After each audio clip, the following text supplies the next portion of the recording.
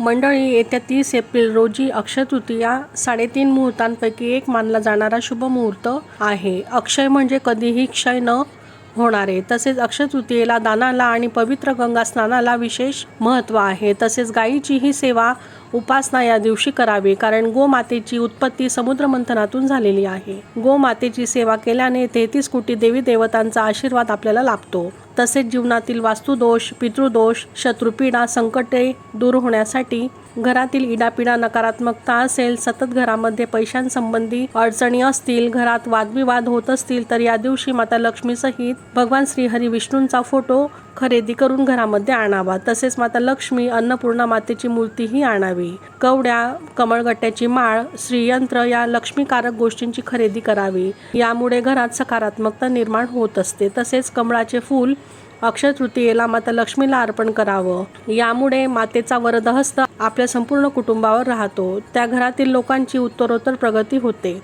या दिवशी माता लक्ष्मी व भगवान नारायणांची एकत्रित पूजा करावी. फक्त माता लक्ष्मीची पूजा केली तर त्या रुष्ट होतात. म्हणून या दिवशी माता लक्ष्मीसहित श्रीहरी विष्णूंचीही पूजा आपण आवर्जून करावी.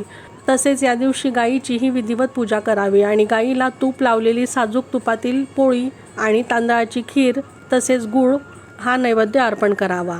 गोमातेच्या चरणावर प्रथम पाणी अर्पण करून त्यानंतर हळदी, कुंकू, अक्षदा अर्पण कराव्यात आणि आपल्या पूर्वजांचे स्मरण करून हा नैवेद्य गोमातेला दाखवावा. तसेच मनातील इच्छा व्यक्त करावी. यामुळे वास्तुदोष, पितृदोष दूर होऊन गोमातेचे अनेकोत्तम आशीर्वाद आपल्याला लाभतात आणि प्रत्येक कार्यात गती येत असते. श्री स्वामी समर्थ.